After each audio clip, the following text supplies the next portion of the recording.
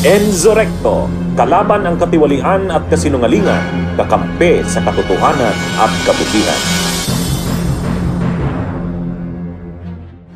Ko doon, reflection ba to ng perspektibo ng Marcos administration kaya walang malinaw na programa para sa anti-poverty and economic activity sa Pilipinas? Kasi siya yung presidential advisor on anti-poverty, and if he's saying that, does that reflect the view of this administration on the poverty situation in the country?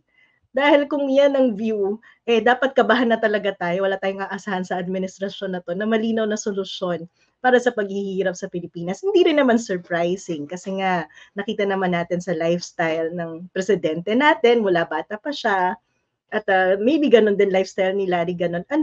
Ano nga bang aasahan natin sa mga taong hindi nakakaunawa ng tunay na kahirapan para mag-formulate ng policies? Yun nga lang, ang malungkot doon, tayo nagpapasweldo dyan cabinet level yan, di ba? 250,000 a month ang sweldo niyan. Basic pay pa lang.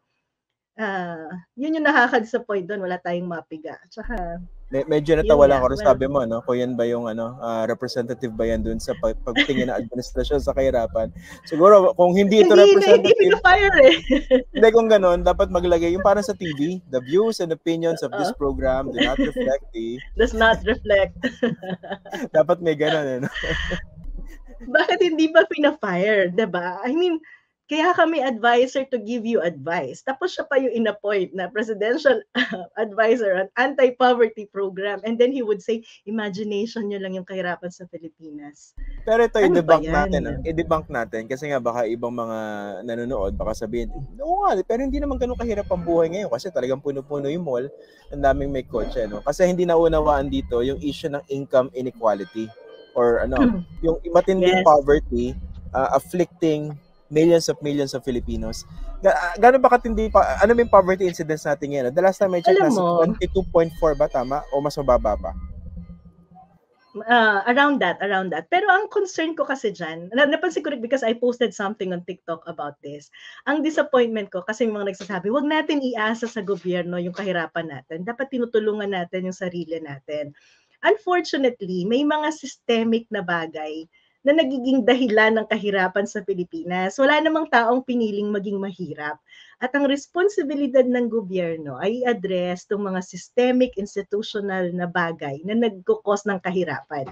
Kaya napaka-big issue din sa akin yung education, because education is supposedly isa sa mga mekanismo para mag-aahon ng mga tao sa hirap ng buhay, 'di ba? Kung makapag-aral ka, makahanap ka ng magandang trabaho, maahon mo yung sarili mo sa hirap. Pero kailangan pag nag-aral ka, maganda yung quality ng edukasyon na makukuha mo. And that's the reason why the government has to provide free quality education. Even if private consumption ng edukasyon, kasi kapag nag-aral ako na may makikinabang doon, 'di ba? Binibigyan ng gobyerno hindi lamang para makatapos ka. May agenda yung gobyerno dahil tool siya to address poverty. That's one. Second, na dapat si Gadon nang nagdi-discuss nito yung isang systemic cause ng kahirapan sa systemic cause ng kahirapan sa Pilipinas, health system. 'Di ba? Sa Pilipinas pag nagkasakit ka, mababankrupt ka sa laki ng gastos. And that's why governments provide health insurance program para yung vulnerability natin na a-address.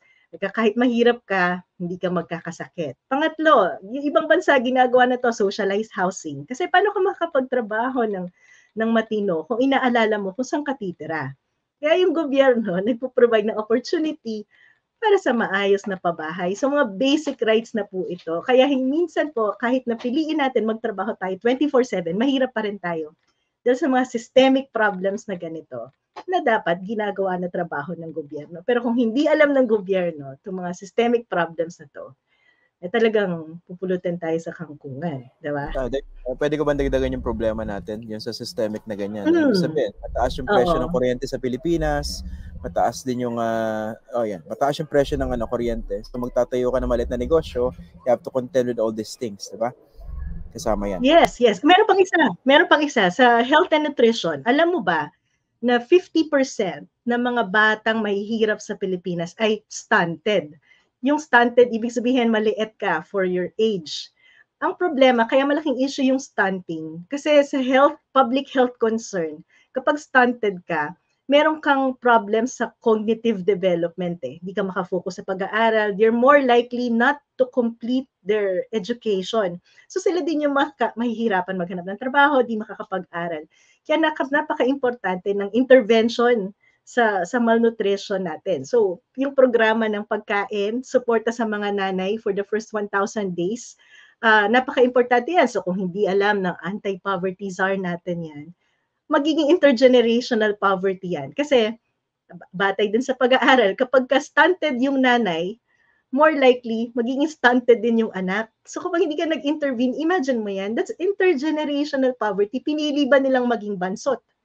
Hindi naman, diba? So, dito pumapasok yung importanteng role ng government para i-break yung cycle ng poverty na dapat pinag-uusapan natin. So, yun yung sagot ko. Kasi na-disappoint ako nung nakita ko yung mga ibang comments na dapat di natin inaasa sa gobyerno yung pag-solve ng kahirapan.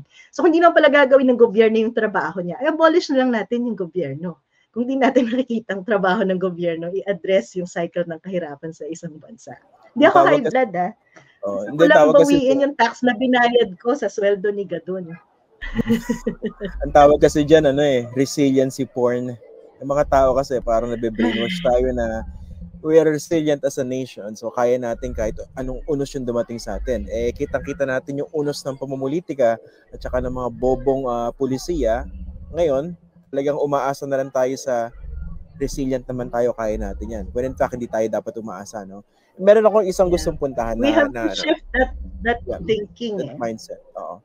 Yung issue ng stunting, no, medyo passionate din ako dyan kasi nakakaawa yung milyong-milyong Pilipino na hindi ko pa pinapanganak, talo ka na eh.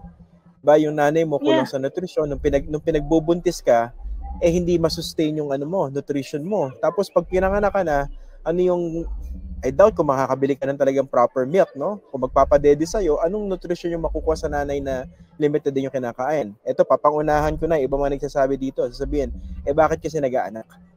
Unfair po yun, no? Ibig sabihin, ang pwede lang bang mag-anak yung merong pera. Correct. Mali po yun eh. Kasi dapat, nagiging patas, equitable yan. Lahat tayo may equal opportunities. Hindi lang yung nakatira sa Forbes Park, yung merong opportunity na mag-anak ng 5 o 3. It has to be your choice.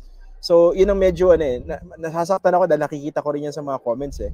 Kung hindi nyo kaya, di huwag kayo mag-anak.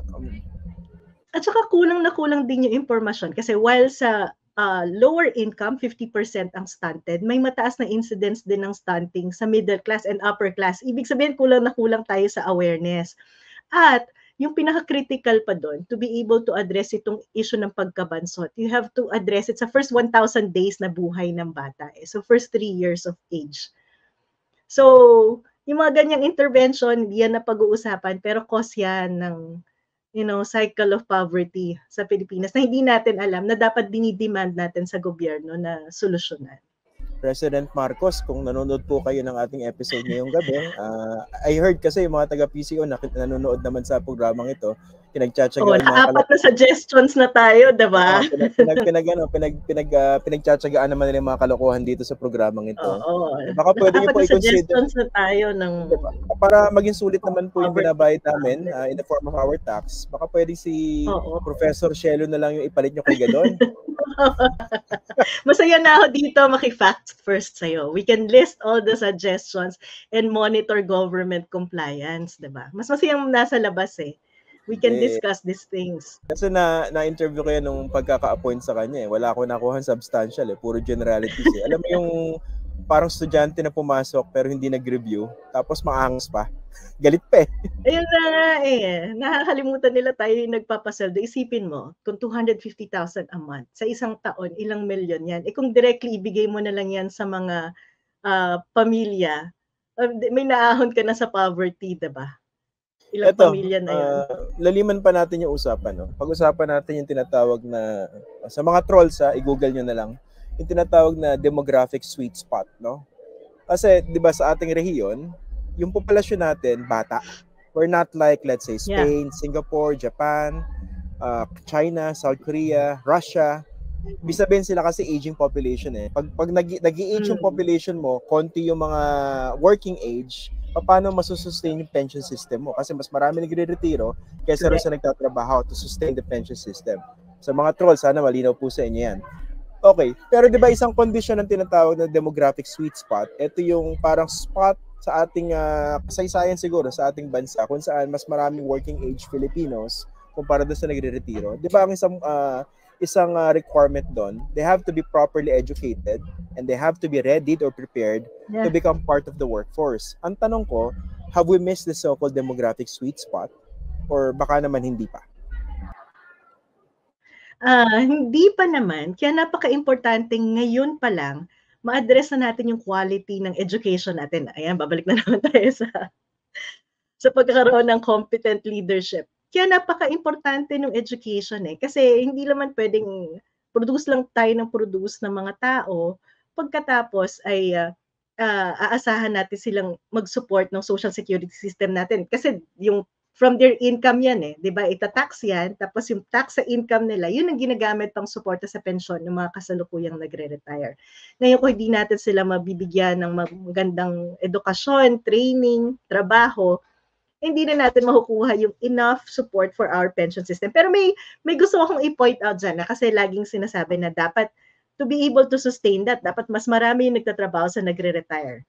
Parang sa atin, di ba? So, hindi mo lang pinapalitan yung parents mo. Kailangan at least parang 3 to mga 3 anak, ganyan. Mas maraming bata kaysa mas matanda.